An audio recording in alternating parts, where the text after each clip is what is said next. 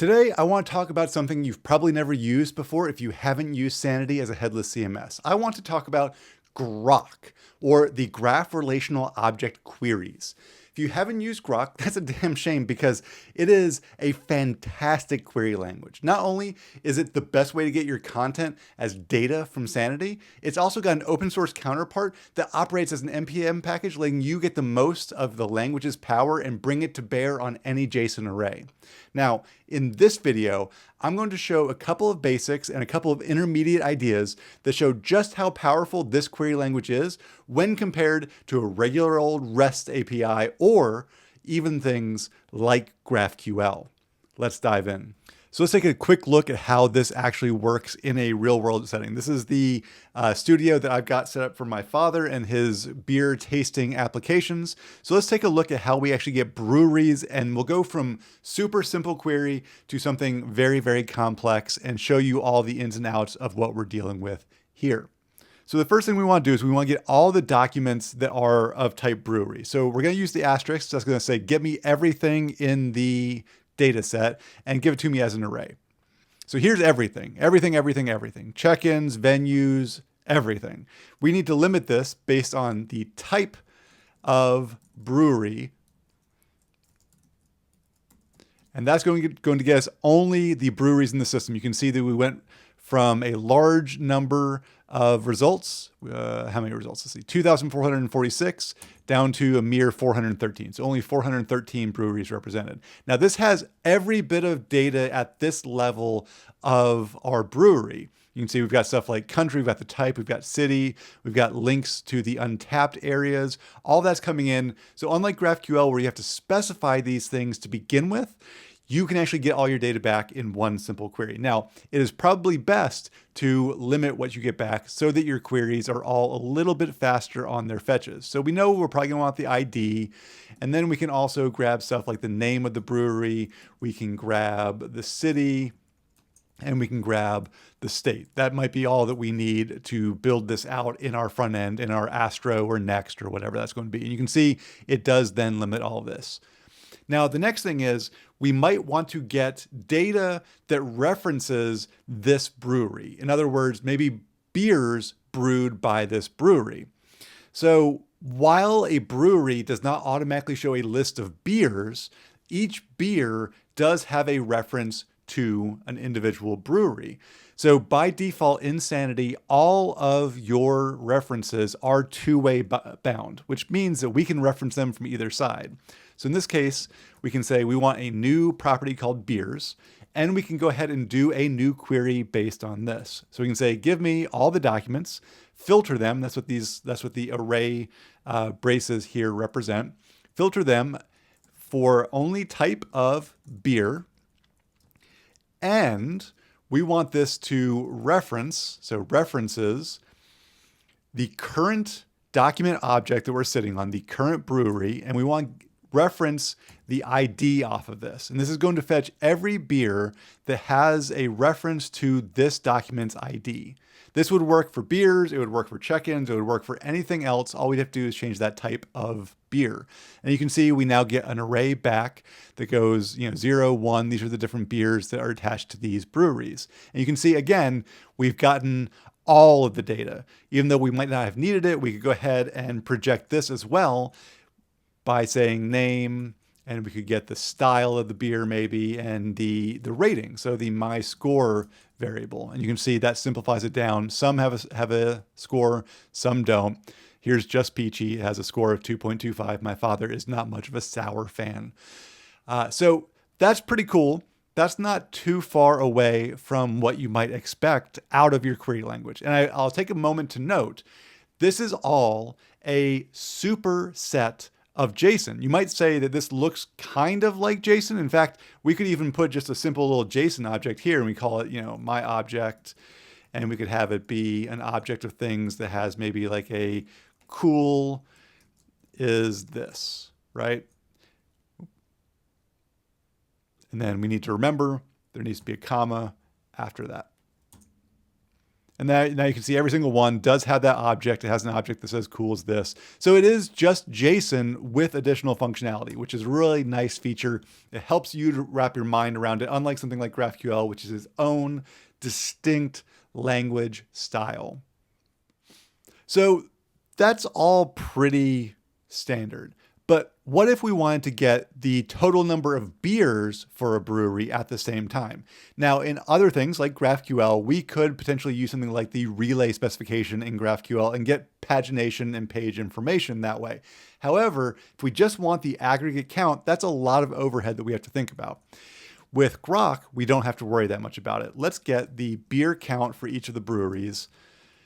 And to do that, we're going to use a function that is inside the GROQ specification called the count function. It's going to take any array as its argument here, and it's going to count the members of that array. So we can just do another get all documents with a filter of type equals beer. And again, just like before, we can check for if it references our current document at the .id. This is going to give us a complete count of all the beers that are listed in our beers array. 1, 3, 2, 9 beers on this one. All that is pretty darn cool.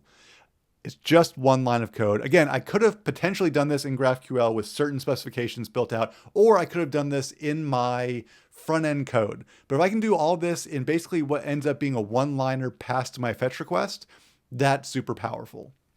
But we are not quite done yet, even with this simple of an example. So we have a brewery with its basic information. We have a list of beers. We have the beer count. Now, what if I wanted to know what this user's average rating for this brewery would be? Now, I could write some sort of server function to do this. I could store this every time a new beer gets added. I could update this as a database field, all of that. But I can also use it in my query and make this work. So let's write a new property that is the average rating property. So the first thing that we want to do is we want to go ahead and get the list of beers again. So we'll say all documents that have a type of beer, and again, references the current documents.id. So here we have the average rating. It's just a list of beers. Not what we want yet, but we're going to get there. So here's all of those documents. Now, the next thing we want to do is we want to limit what we get back, and we only want the MyScore property off of that. Now we have a list of, oops, help if I didn't typo that, of beers with just the MyScore. So average rating is an array of beers, and it's just the MyScore. Now we need to hoist that up because we're going to be running a little calculation based on that. So instead of just having these be the array called average rating and then have each of them inside of their own objects, we can go ahead and destructure that into its own new array where we only show the MyScore listed. So in this case, you can see now we don't even have a property name on each of these scores. We just have it as a counted array. So the 0th element is null. The first element is 2.25. Down here on another one, we have the average rating with just 1, and it is of 3.5. And let's go down, maybe find here 8 different beers. So let's find the average rating property on that, which is here. And it's just a very simple array with very simple numbers that we math upon. So there are various math functions inside of GROQ. The one we're going to use today is in the namespace of math, and we're going to use the average function. So I'm going to take an average of all of these scores. It's just an array of numbers, and I want to average all of them. So now my average rating is 2.25. But you can see down here, my average rating for this next property is 3.5277777777777 repeating, right? That's no good. That's not what I want to see on my front end. And again, I could limit this on my front end, but why would I go through the extra effort in my JavaScript or my Python or whatever it is when I can limit this inside of GROQ? And there's another function that we do get for free in GROQ, and that is the round function. It takes 2 arguments. One is a number, and the second one is the number of decimals to round it to. In this case, I want it to be 2 because I think 2 is probably an appropriate amount of rounding for this. Save this back in. 2.25 is exactly as it was before. 3.5 here. 3.53. And again, these were not that. I could even extend it out to 5 decimals.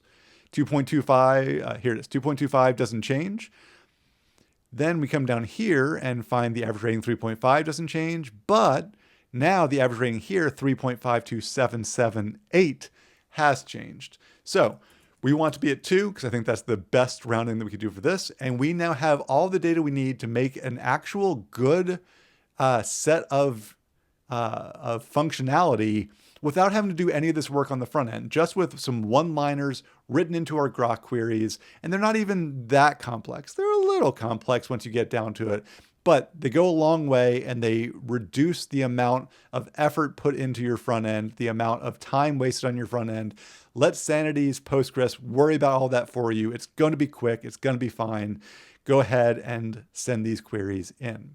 All right, so that's the basics of GROQ. What this amounts to is a great superset of JSON that lets you query around JSON. It's meant for JSON, and it's intuitive from the perspective of someone who has maybe never used things like GraphQL or SQL or anything like that. It's built for JSON on top of JSON, so it feels familiar. Now, to me, it also feels like a supercharged GraphQL, which also feels a bit easier to understand, which is totally odd for systems that have more power.